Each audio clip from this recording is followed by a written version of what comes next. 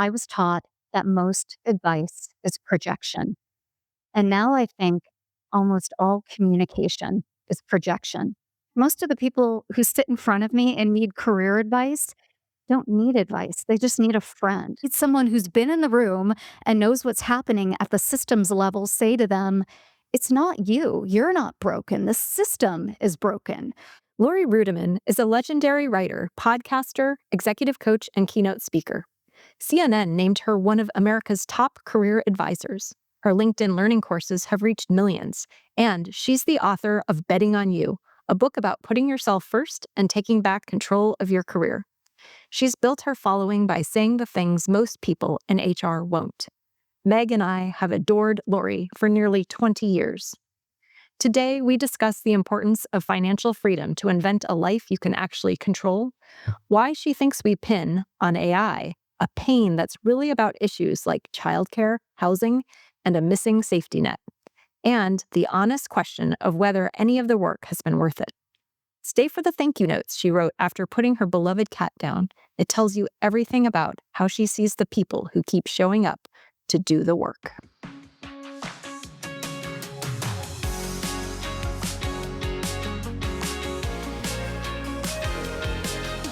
Welcome, Laurie. Yay. Well, hello, friends. Boy, this is fun. Just kicking back, drinking margs, doing all the things right now. This is great. Oh, wait, no margaritas. Oh, is that what's in here? I didn't realize that. Yeah. That's awesome. Margs, creatine, they're kind of the same. It is lemony, I must admit. So yes, my creatine cocktail, I call it. So Laurie, what have you been up to these days? Well, funny you should ask. Not a whole lot. It's summertime, and I generally kind of kick back during the summer and try not to spend all the money that I've squirreled away the other parts of the year. But not to be a total bummer, but I just euthanized a cat, which means I'm down to one cat in my household. And that's like so opposite of the brand that I've built over the years. I was just going to say, Yeah. How are you going to be a crazy cat lady with one cat? It's like a whole new world for me. My husband and I are like, this is so easy. We don't want to get any more animals. This is just Really? They were all you're footloose and beautiful. fancy free. You're ready to like go travel. Yeah, these animals were a joy in my life for all these years, but they also come at a cost just of our time and our attention. And our one cat, her name is Spicy. She's terrific. She's like half a cat. She's so easy. So I think we're going to hang with Spicy for a while and see if we can live the single cat life and just be weird. Don't get me wrong. We're going to be weird with Spicy totally and like give her nicknames and sing to her. But one cat is just amazing. So yeah, it's Because that's great. what I think of when you have a cat named Spicy is you need a nickname for her. Yeah. Oh, yeah. Got it. I mean, she's Spice Girl, Spice Machine, Spicy Spice. I mean, we've got all the names for her, but she's something else. So we're going to just try to enjoy the summer of Spicy. That's great. Excellent. I'm a single child parent, not a single parent, but a single child parent. And I'm a big proponent of the single child. So enjoy. Yeah. Well, if your single child is like my single cat, they're weird, but they're great. Of course. Yeah, we're in full empty nest mode right now. Both kids are out of the house. Our dog lived a long and great life, but is with us no more. My husband and I are like enjoying our second youth of very self-absorbed, just do what we want to do. So, You know what? Middle age. It's terrific. I mean, I miss my animals, but middle age is awesome. Yeah. Got to be some perks to it. It's right. So, Laurie, I'm an avid follower of everything you write on LinkedIn, your posts and articles, but I have to admit that I had never actually read your book until this past week, Betting on You, and I loved it. It was so good. And I can see all of the philosophies and everything that you laid out in there, how those come to life in your various posts and articles. And so thank you so much for sharing all of your stories. It's raw vulnerability and like juiciness. I can't recommend to everyone enough to pick up the book. One of the things that really struck me and as I was reading it was that you invented a life that you can control. So could you share a little bit about like the moment you realized that you weren't in control and that you weren't living the life that you wanted? And like, what took you to this completely different version of yourself? Well, first of all, thank you for the kind words. That means a lot to me. You and Meg have been around in my life for nearly 20 years. And so It's it's just a crazy, joy isn't it? that here we are today talking about this. At a very early part of my life, I worked in human resources, and it was just not for me, man. I was not the kind of person I wanted to be, was not living a life that I wanted to live. And I had this moment in an airport where everything was just going wrong for me. And I don't think that life is like a romance novel or a fantasy novel where you just have this one moment, a breakthrough, and everything changes. But at that moment in the airport, when I had a sore back and my life was kind of weird and I was laying people off, I had this moment where I just realized that if I wanted a different outcome, I had to dance differently. And I didn't walk out of that airport thinking everything's going to change if I just make one or two big decisions. Instead, I started to take a little different path. I started to take these calculated risks where I would just say, okay, if direction A isn't working, I'm going to try direction B, whether that was with my own individual well being or with rest or with the way that I viewed the world of work. And when other people were zigging, I tried to zag. And I suddenly started to realize that more of my life was within my control than I ever admitted. And that meant that a lot of the misery that I had ascribed to other people was actually unhappiness that I was participating in willingly.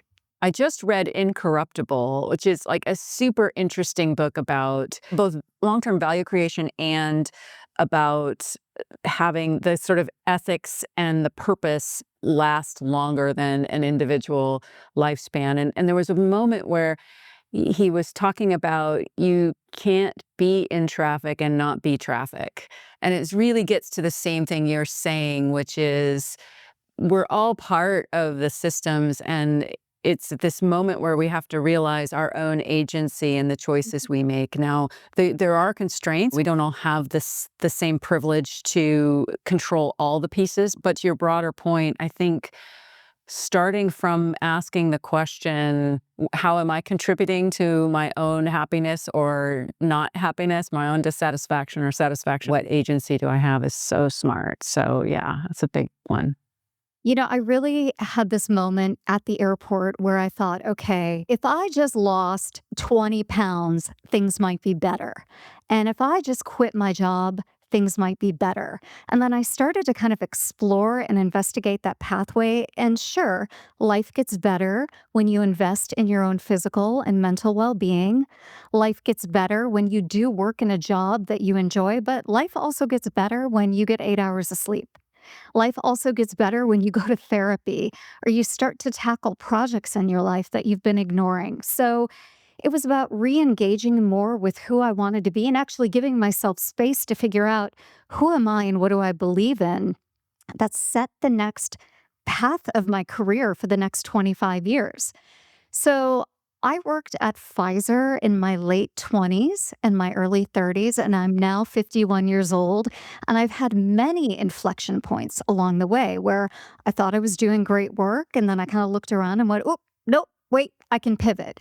Including during COVID, where I was keynoting and having this great life in 2019 and 2020. And then the pandemic hit. And I realized, oh, I need to get back to basics again. I had strayed a little bit too far from who I am and what I really think the right way of living is.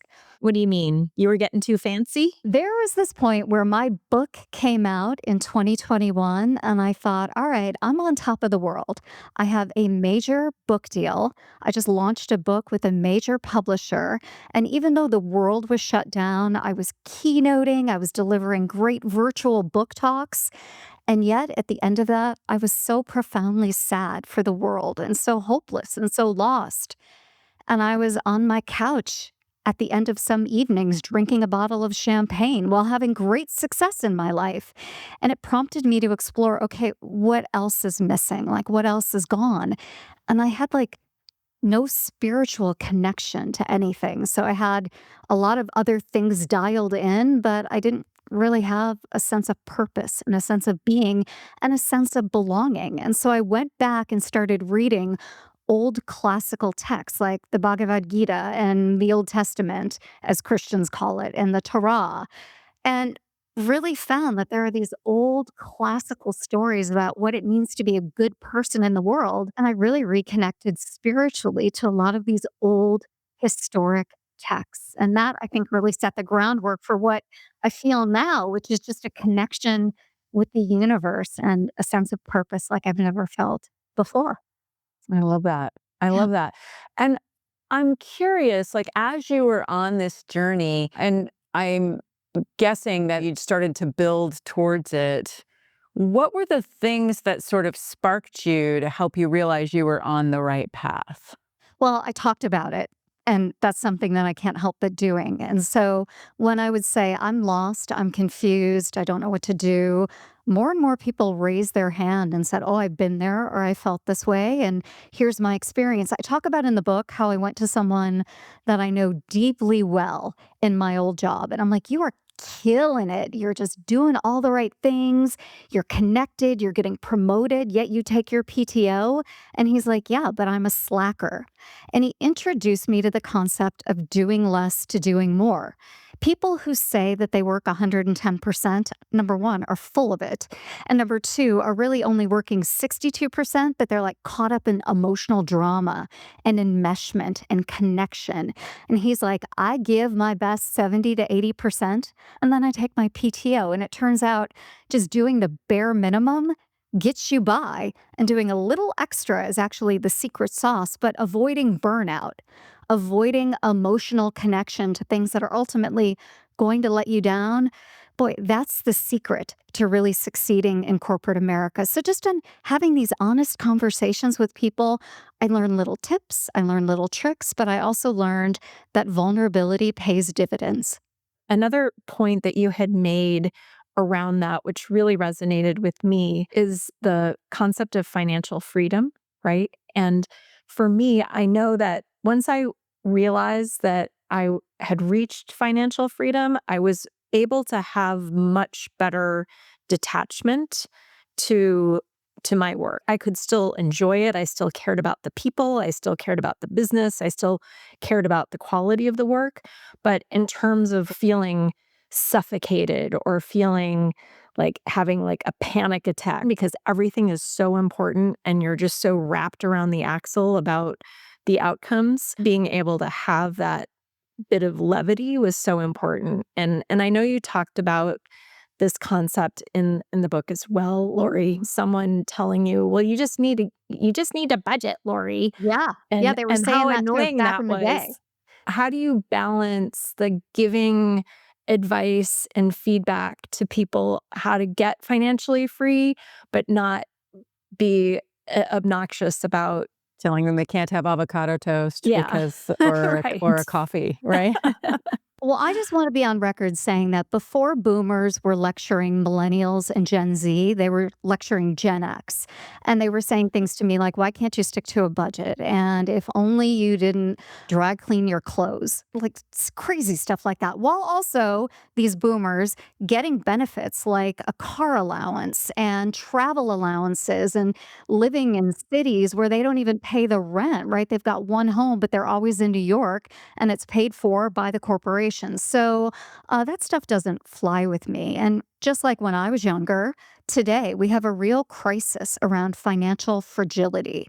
So I will never lecture anybody about their income or how much they spend because most of America is financially fragile. What I will say is you should not spend any money to work if you can avoid it. Like, get your 5 pieces of clothing and wear them over and over again. Style them differently, accessorize them differently, but do what you can to minimize how much you spend at work. If you don't have to go out for drinks with your coworkers, don't do it. And if you want to do it, be financially sensible about it.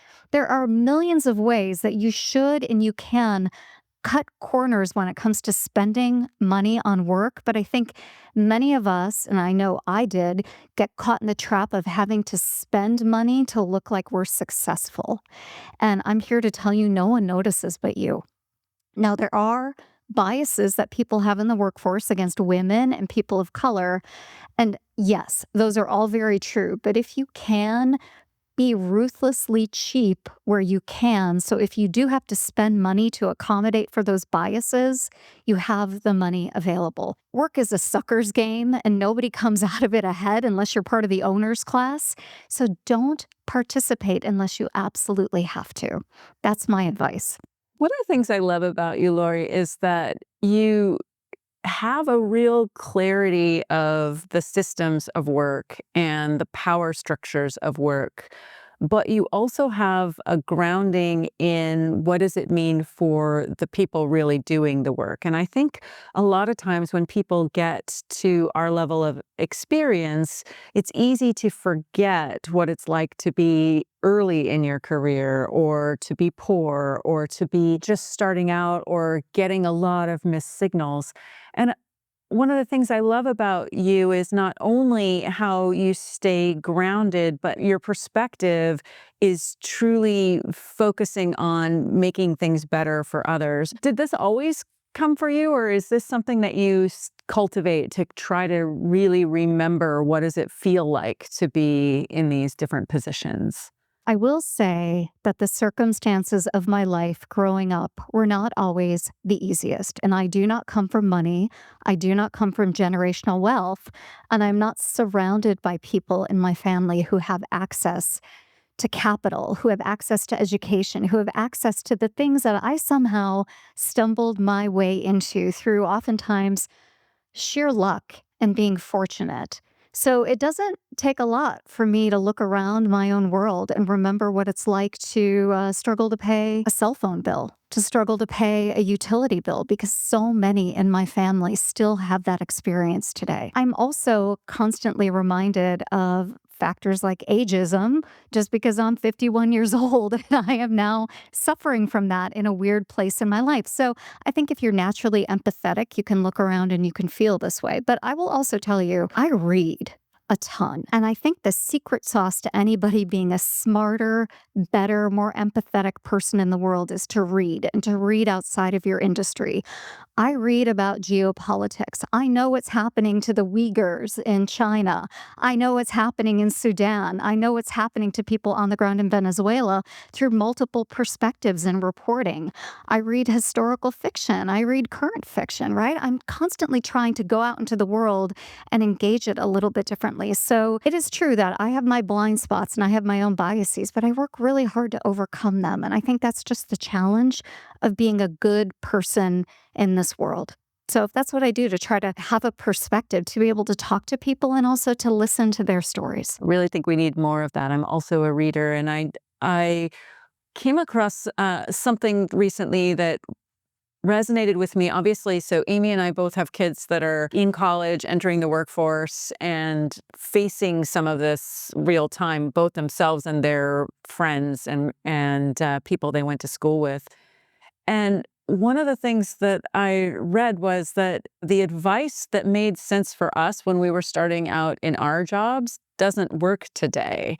It doesn't work the same because the work experience is not the same and the market is not the same. And as I started reflecting on that, then I also realized that most of the advice I've read over the years about careers and about business also don't work for women, and they don't work for people of color the same, because they're written from the tactics that worked for a cohort that got into power, and the majority of that cohort was male. There's something really important about both reminding ourselves that our experience isn't universal, but also doing the work, as you say, to try to understand what's happening in different contexts for different people.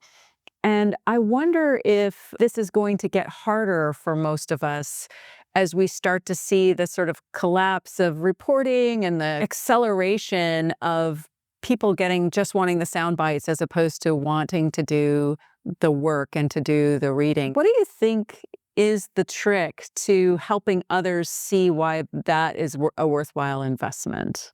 When I first learned how to be an executive coach, I was taught that most advice is projection.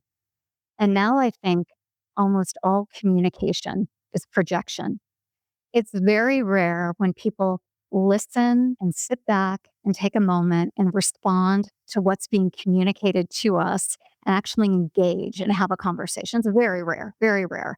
And so, in this world right now, when I give advice, when I write, when I talk, when I deliver a keynote, I try to, at first at least, listen to what's being asked of me. What are the requests? What do people need? And then thoughtfully deliver something that's relevant to that audience. So it's very rare that I give the same advice twice. I give the same keynote twice because every person in front of me is different. And I think it gets to the heart of something that, tech executives have talked about for many, many years. It's personalization, right? Personalization is about sitting and listening. It's not about anticipating, but it's really understanding the individual, the organization, the enterprise in front of you. And before you make any sort of assumption, before you jump in with a solution that's been scaled to 15 other different organizations, truly understand what this person needs in front of you. So in my coaching work, I rarely give advice anymore. Most of the time, it's either listening or coming up with an action plan that we collaborate on. In fact, most of the people who sit in front of me and need career advice don't need advice. They just need a friend. They need a big sister. They need someone who's been in the room and knows what's happening at the systems level say to them, it's not you. You're not broken. The system is broken. And so, in that way, I'm kind of doing what I did in HR all those years ago, and it was misplaced in HR. I'm going, yeah, yeah, yeah. The company has a POV, but it doesn't mean that it's right. And the feelings you have, the experience that you have is more than just valid, it's correct. And you have every right to feel the way you do. And sometimes just doing that work, that's enough. And then if I have any ideas about action, I'm happy to deliver them. But just witnessing this moment, I think, is the real challenge for leaders and just for ordinary human beings who are good people. Yeah, I mean, the listening part is huge. The thing though that I would say and which really comes through in your writing, Laurie, is that you share examples of things that you've been through. And so you're role modeling advice rather than giving advice, right? You're saying, like, when this happened to me, this is what I did. Or when I had this opportunity, this is how you know what I mean? And so you're not saying outright, this is what you should do, but just making people aware of what's possible, I think, is really powerful because people don't necessarily always know what's possible. I would push back and say that a lot of the advice today that's given is misplaced and outdated, but a lot of really good wisdom is timeless. And so when I sit down with someone who's early to mid career and think about a plan to make an impact and to find a job and to go work somewhere that they're very passionate about, it's really about relationship building, connection, doing that deep, meaningful work of mining your network. And if it doesn't exist, trying to mine the networks of other people who mean something to that organization. And I have placed several people through the act of volunteering, and not just rando volunteering, but go start to volunteer at an organization where your target company makes an investment, where they actually do their philanthropic work through. Spend some time there. Not only will you meet people potentially from that organization, but now you have something on your resume that's meaningful. And so, really starting to think creatively about who do you know? Who knows someone? Because what's true today was true 20 years ago and 30 years ago. Regardless of what technology we have, people get hired based on who they know, if they're liked, and if the person across from them feels like they can trust them enough that they're not going to sue the organization. So these elements are all about the biases in humankind. So let's make those biases work to our advantage. So volunteering is one great way to do that. And I've got concrete examples of people who've made that work. And it's playing a long game, but maybe not as long as you think. So you're right. I try to take real world practical advice and serve it up to people who need it at that moment. Volunteering is a great use of time if you're unemployed or interested in a new field, but it's also great for your soul, right? It builds energy as opposed to taking energy, and it gives you a sense of community and giving back. But you taking it one step further and being thoughtful about how to get into the rooms that are going to elevate your chance of luck and the serendipity that you need to find either a new job or to make a broader and deeper network. And for those of us that are less inclined to be super extroverted, or we don't really enjoy going into new places too much, volunteering is a space where you're also given something to do. And having something to do while meeting other people takes a lot of the pressure away. Are you an extrovert, Laurie? Well, I'm going to tell you both something. I don't believe in introversion and Ooh, extroversion. I don't. hot take. Yeah, here's Yeah. my hot take on this. Over 100 years ago, Carl Jung came up with this philosophical idea of extroversion and introversion. And what he was trying to say is that both exist in nature, in human nature. And it's not that you're one or you're the other. Extroversion means that you find it profoundly difficult to be alone with your own thoughts. And introversion means that you find it profoundly difficult to some degree to be in other people's experiences. And it's not that you're one or the other. The goal of life is to be in balance. So now we have modern philosophers and psychologists who stick people under fMRIs, which are not reliable and valid forms of research. And they say, oh, this part of your brain lights up, means you're an introvert, and this part means you're an extrovert. When all of this was just built on Carl Jung, who believed in the collective unconscious, not that he wasn't tapping into something profoundly human, but it was just a philosophy that he had that was unproven and unvalidated. I am also a Capricorn.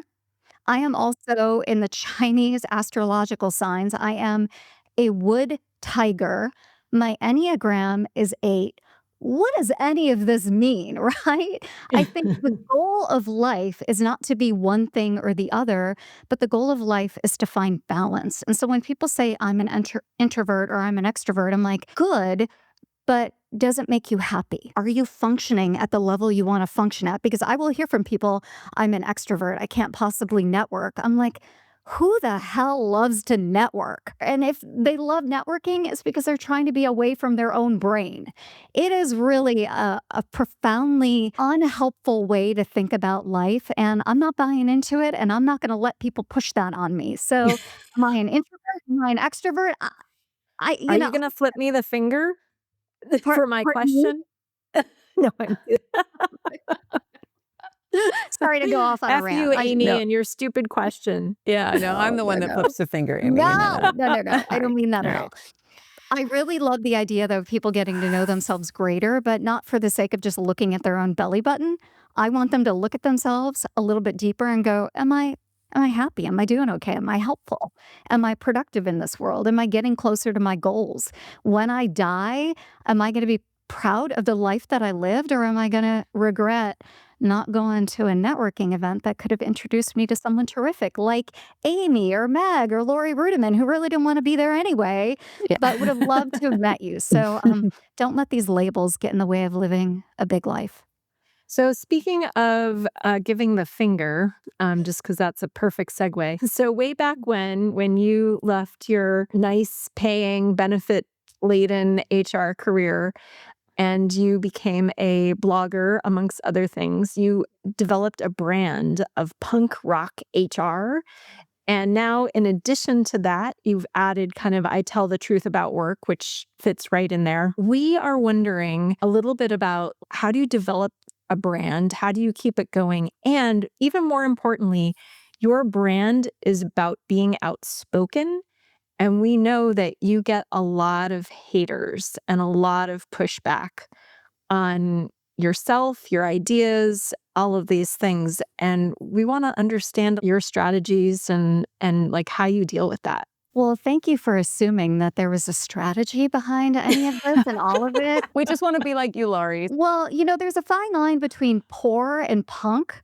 So as I look back at my early life, I'm like, was I just poor? Did I just dress terribly? Like, was that part of it? And the answer is, yeah. I mean, among the terrible, music that I listened to, part of it was just that I didn't have access to rooms that afforded me opportunities. But as I started to spend time around people, especially in college, and I realized that I had to clean up my act in order to make money, I put a lot of that away. And so I spent over a decade not like admitting that I like old school punk rock music or admitting to the fact that I had tattoos and piercings. I covered a lot of that up. It was survival mode. And the more financial freedom I have, to the earlier point around money, the more I was able to be a little bit more vulnerable and a little bit more authentic. It's very difficult to be authentic when you're poor.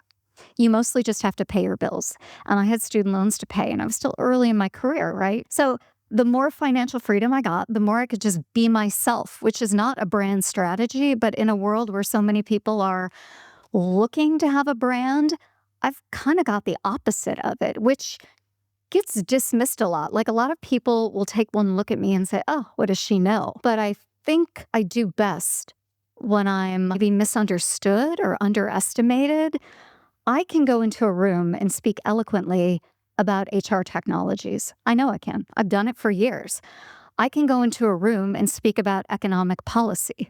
I can go into a room and speak about geopolitical substances and do just fine.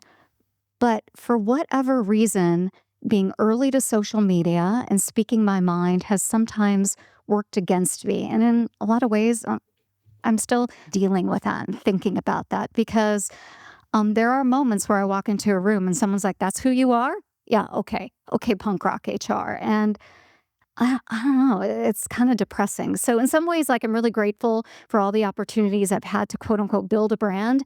And in other ways, I'm like, what is this? Even I don't know what it is. So So people are expecting you to be more punk, and you show up and you're like this cute petite blonde woman and they're like, "Where's the punk?" Is that what you're saying? I come into a room and they're like, "You don't look punk rock." And I'm like, well, I'm like a middle-aged lady now. I don't know what to tell you. In some ways, I've been incredibly limited by it, and I haven't quite reached a level where I can just walk into a room and be. When there are haters in my life, I do one of two things. I either ignore them or I play with it and I have fun with it. So I do get a lot of messages from mostly men, but sometimes women who are like, "Who do you think you are? Are you punk rock HR? I don't believe it." Or, "How dare you say this?" Or, "You're not saying enough of something," or just calling me all sorts of slurs. I get that as well. And so I do make a decision. Either I'm going to ignore it and not spend too much time with it, or I'm going to put it out there and I'm going to play with it. And you've probably seen some of that in my career. I don't take it too seriously because I know how the people close to me feel about me. They either love me or they tell me to work on my shit, you know? Like, the people who are in my circle and have my back really have my back. And so that when the hate mail starts to come in or the dismissive comments on LinkedIn, I'm like, okay, yeah, whatever. And if worse comes to worse, I just block it. It's been a journey, it's been an evolution, but I try not to take it too seriously because the only thing that really matters is, do the people around me love me? Am I helpful? And can I pay my bills? And the answer is yes to all of the above. So my theory about the other part of the conversation, which is showing up and people are either underestimating you or engaging in sort of a weird way.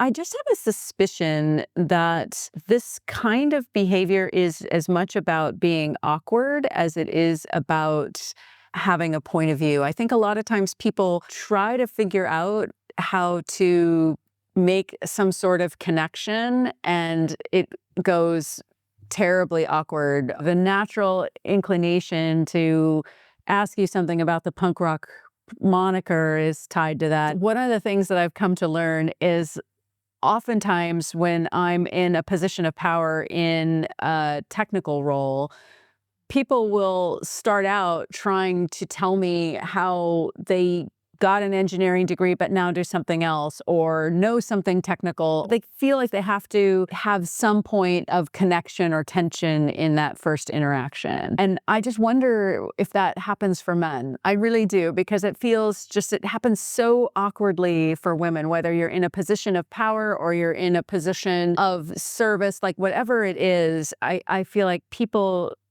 don't have a natural way to treat you walking in the space that you're there to hold. Well, I really love that, and I think it's very generous, and I think it's probably true to a large extent. I mean, I'm awkward as all get out, so I'm sure there have been many times where people have been like, "What was she talking about, and what was she trying to say?" But I will also say the amount of emotional labor that I do to try to understand people and forgive people in this role of Laurie Ruettimann punk rock HR is exhausting, and I have felt moments of burnout in my career because I can't post a photo without people commenting on my body or making weird statements about it or using it inappropriately. Or my very favorite thing is when I'm put on an influencer list from a brand that I've never heard of, and they use a photo of me that's a little cute and a little, I wouldn't even say spicy. I'm like in a tank top, and then they're using everybody else's professional headshots. They just grab something off the internet that is clearly not meant to be used in a professional way. So now I have this rule that if I'm included in an influencer list and I don't like the photo, I ask them to take it down. The amount of scary comments I've had in my career is something I don't like to talk about too publicly, but it happens. And it's a strange thing. And sometimes I think I gave up a 401k for this. So I don't understand why I did this, but I think it's just the way the universe wanted me to be helpful. Yeah. There are so many of us that find your ability to figure out how to respond really helpful. I don't know if you realize just how much you have given to all of us to not only help us figure out maybe what else we could try, but also to give us a little bit of inspiration to be more brave and to be more authentic. We are not just long-term fans, but have been seeing you as a role model for how to show up online and also not take any shit. It really means a lot to us. I really appreciate that. And I say this sincerely. Like, I know that I make an individual difference, but the biggest heartbreak in my career is that for all the years I've been on the planet, the world of work is worse. For all of my efforts, for all of everything I've done, all of the things that I've sacrificed, it's worse.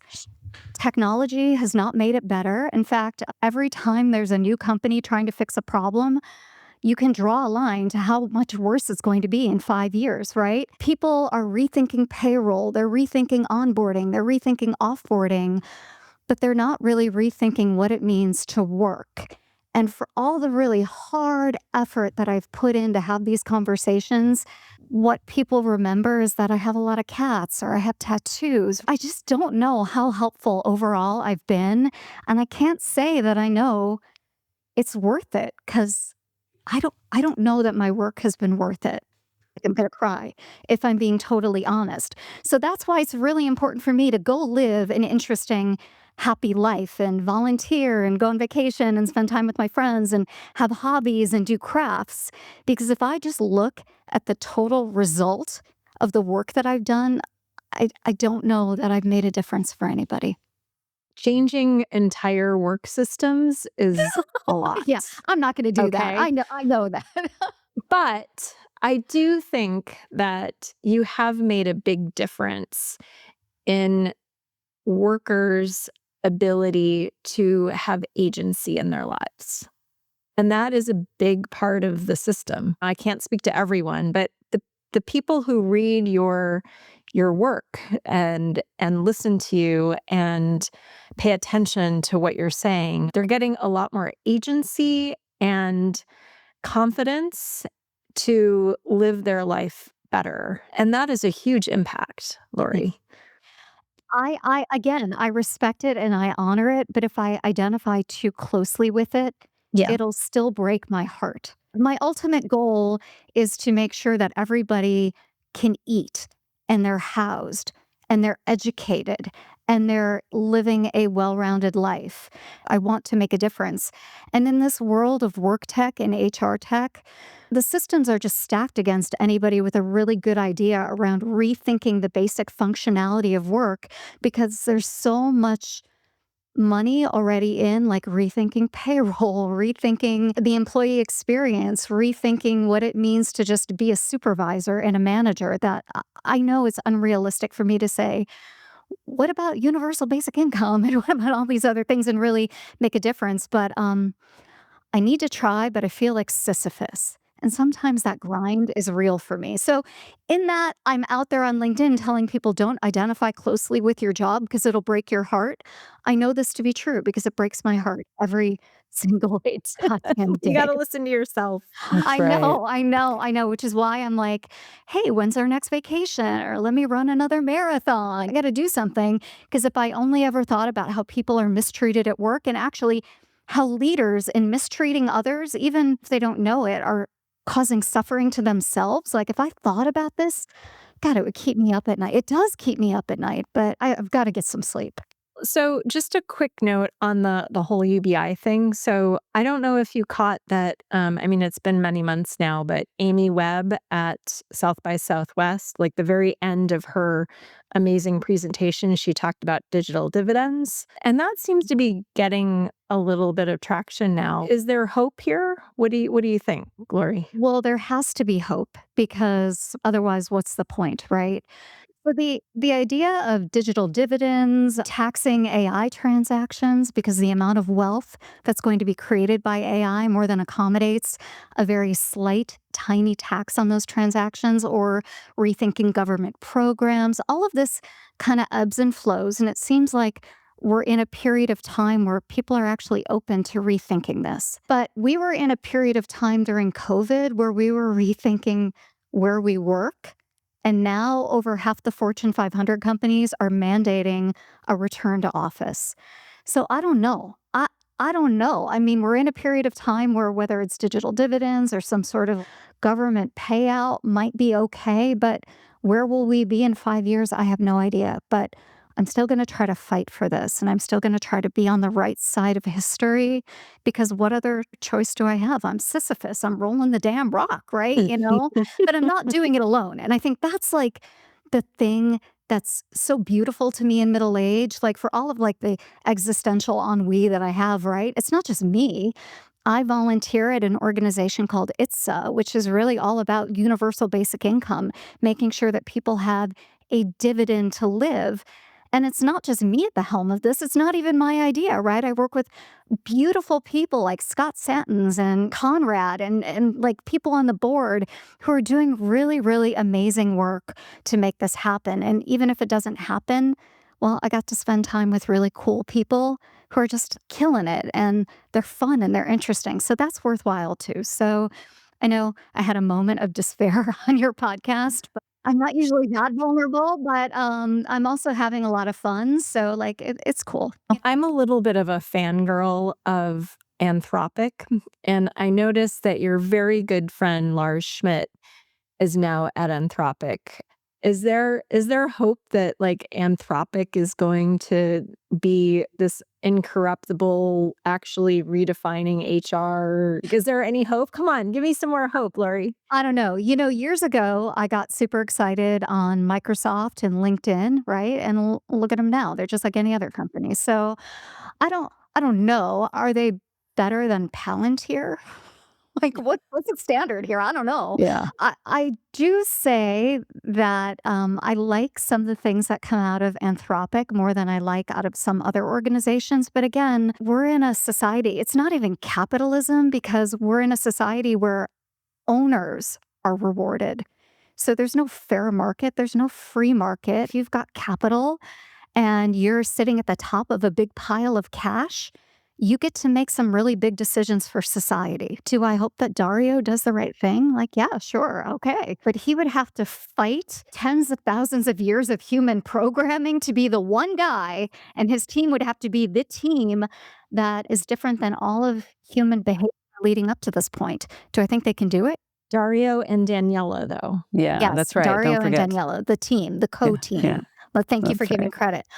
Do I think that they can do it? I hope so, but I'm gonna go eat ice cream after this and pretend like I I didn't weigh in on this because I don't have any real good insight.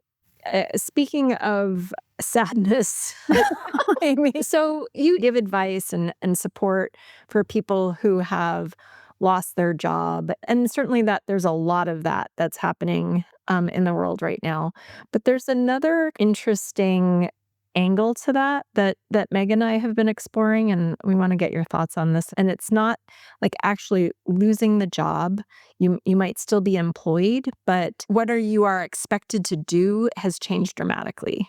And they're losing maybe a sense of self, and we believe are going through perhaps a grieving process. I just was wondering if this is something that you've thought about, and how should leaders in HR departments be approaching this concept of grief right now? Well, leaders and HR professionals forget that they are employees too, something I talk about all the time, right? Sometimes when you're a leader, you're an executive, or you're in HR, you think you're like an employee, but you're something different. You occupy a different strata. And that's not true unless you're an owner or an officer. You're really an employee. And I think it's really important for HR departments and leaders right now to stop thinking that change is happening to others and start being more honest about the change that is happening to them as well. And so I'll often get questions like, oh, my team, the morale is down and things are changing and we've had some layoffs. How do I re inspire people? Well, why don't you re inspire yourself? If you can take a look at your life and fix one or two micro things that are a little off or a little weird or a little strange in your own life, you have positive downstream effects for your entire team and really for the enterprise. So, for all the change that is happening, the number one thing I hear from working parents isn't about AI, it's about the cost of childcare. So, why are we attributing all of this grief to AI when there's a childcare crisis, an affordability crisis, affordable housing crisis? Gas prices are up, fuel prices are up, right? Like, if we start to think about these things within our control and what we can do to have honest conversations about how they're impacting us and how they're impacting others, and also the policy changes that we can make that would benefit the organization, maybe that AI thing will still be scary, but it won't be as scary because we're fixing some of the other things at the fringes. A job isn't just a job with skills and knowledge and all the things that we attribute it. It's your welfare contract, right? It's your retirement. It's your health insurance, at least here in America. It's how you make a difference in the world. It's oftentimes when you're divorced, how you pay your child support, right?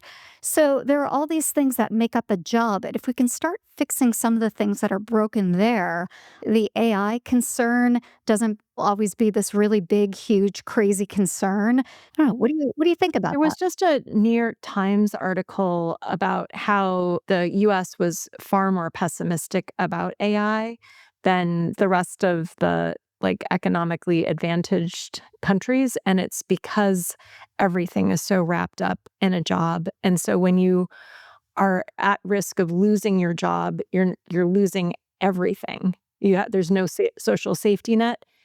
And what you just said, I thought was really interesting is like how we wrap our identity into the job, maybe more than other countries too, because of that, Yeah, we have right? to. We have to, absolutely. If you don't have a job in Portugal or in Spain, you still have a different kind of community. You have a different lifestyle around. But if you don't have a job here in America, you maybe don't have friends, which is why so Mhm. many people retire and feel a sense of grief and feel a sense of loneliness because suddenly their best friends who they talk to every single day are no longer part of the fabric of their lives. I don't think we have enough honest conversations about what a job means here in America. And then we throw AI into this conversation, and it looks like AI is the baddie. And let's be real, AI could be a baddie, right? But there are other things that we could be focusing on and working on, which is Mhm. why I tell people we fix work by fixing ourselves first. Like, if you're in a leadership position and you're struggling with childcare, what does that mean for the frontline workers of your organization, right?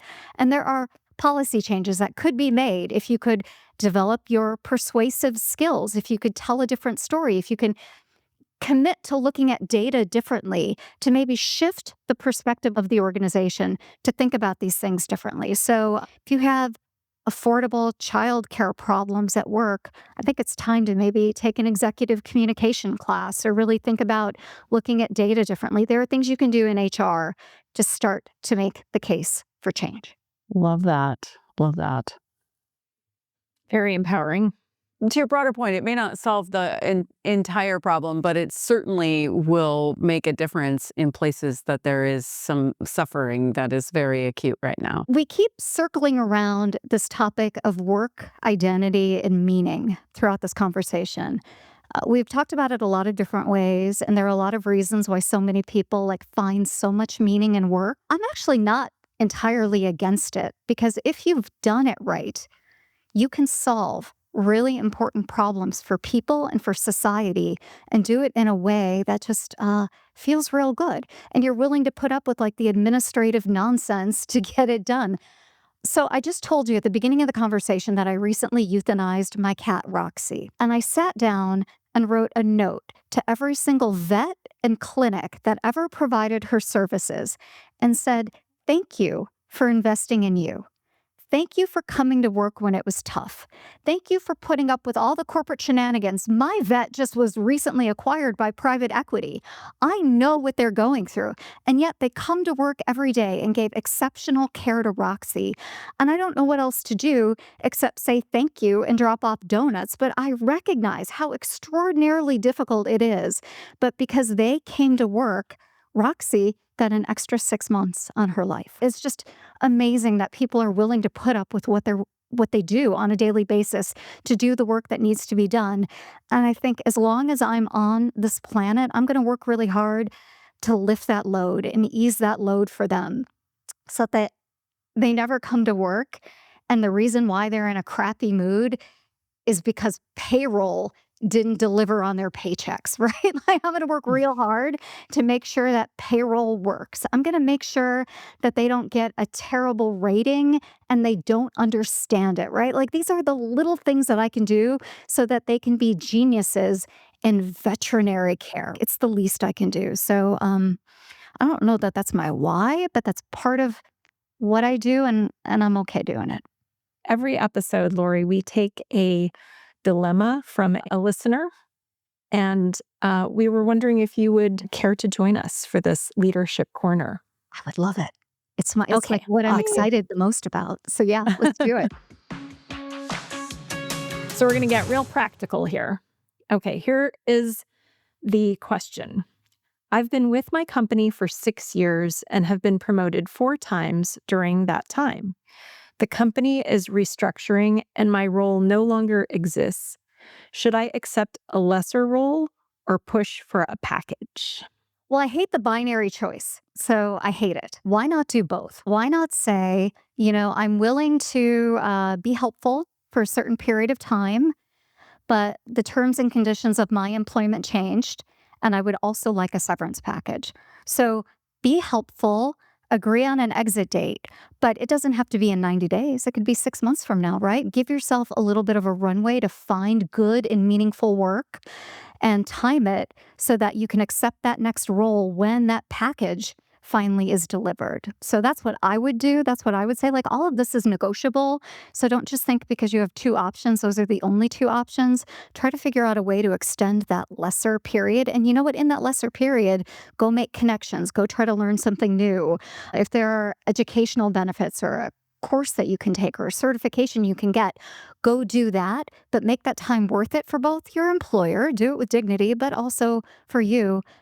But also go get that money. Go get that severance package. And make sure that you negotiate your COBRA coverage in that as well, because just because your date of employment ends at a specific date doesn't mean that they can't also contribute to paying your COBRA down the road as well. So in fact, call me and we'll talk about it. So yeah. Awesome. I Love love it. it. I What love do you it. guys think? I had a similar, it doesn't have to be binary, but I was kind of headed in a slightly different direction. This is what happens when you also have, lived a long time and seen these kinds of reorganizations and restructures. So I think it is worth it to ask yourself a few more questions about what is that lesser job and what is the probability that it is a permanent place or that there's multiple seats happening over this next period of time. Because you're not the only one that's asking that question about the lesser job and do I stay or do I go? Lots of people are. So when there's a restructure, there's often a lot of moving seats, and sometimes those moving seats can be real opportunities. So I would ask myself a few additional questions. Sometimes taking a lesser role while you watch to see who's staying and going and pick out the next seat could be like a nice little paid vacation that you don't have to work as hard, and you can keep your head up and figure out where do you really want to go next if that is the kind of organization that reality might persist. So I think Laurie's answer is right on. If it truly is, this is the entire future and there's no other roles showing up. But if it's a large organization and there's a lot of moving seats, sometimes waiting that 6 months to see where everything lands before you then negotiate the package could also give you more optionality. So being clear about what is really happening, not just what they're selling to you as your next role, I think is the way I would look at it as well. So good.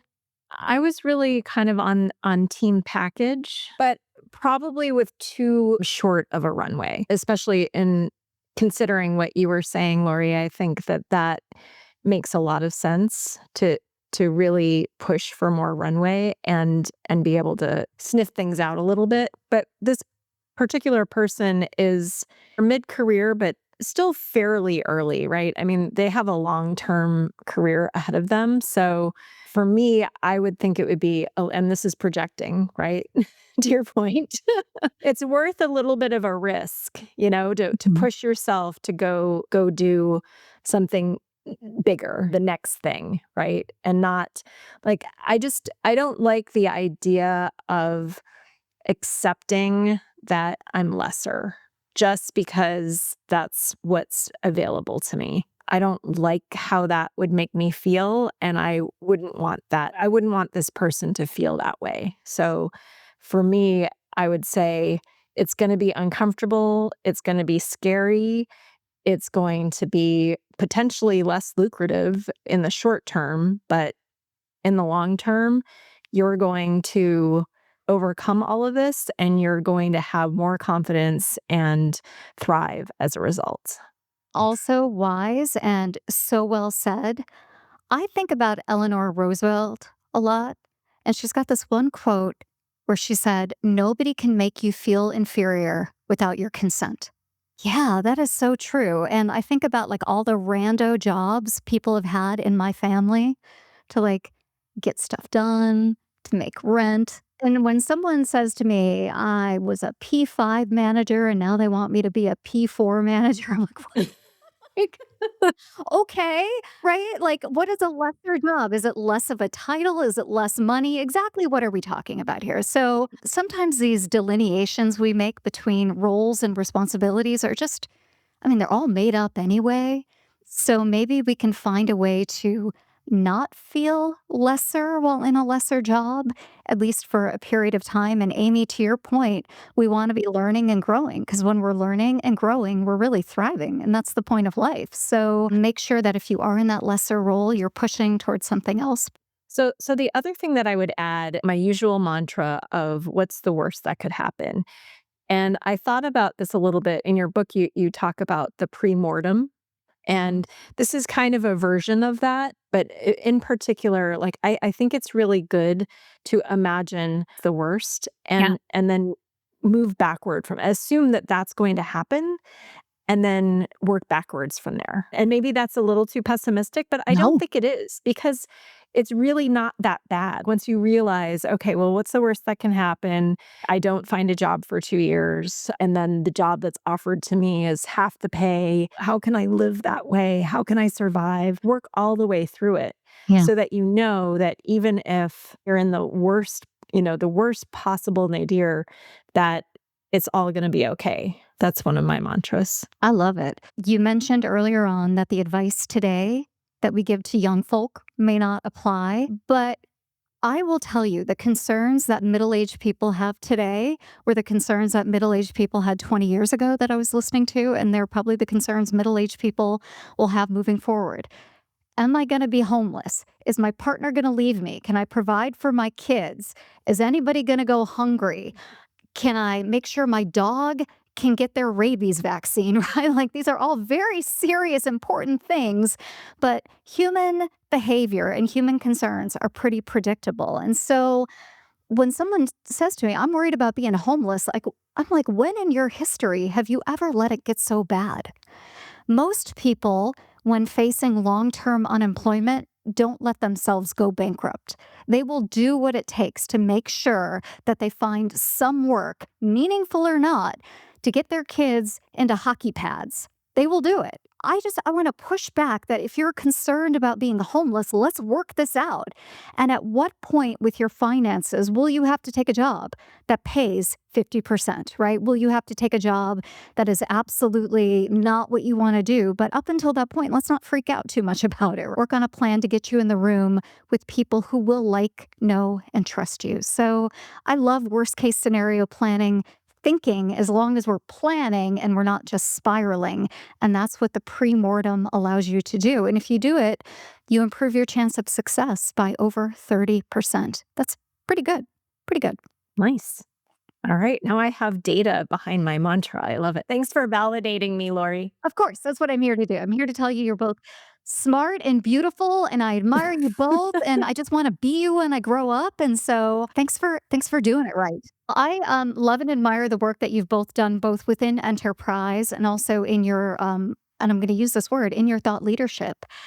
Nobody thinks like the two of you, both individually and connected. And I just admire you both for different reasons, but together you're a powerhouse and you set an example for people who really want to make a difference and can think critically about the world of work. I just admire it so much. So thank you for doing the work that you do. Thank you so Thank much, you, Laurie. Laurie. Thanks so much for joining us. Really appreciate you joining, and we are so grateful. So any way that we can ever be helpful, please know we're your fans for life.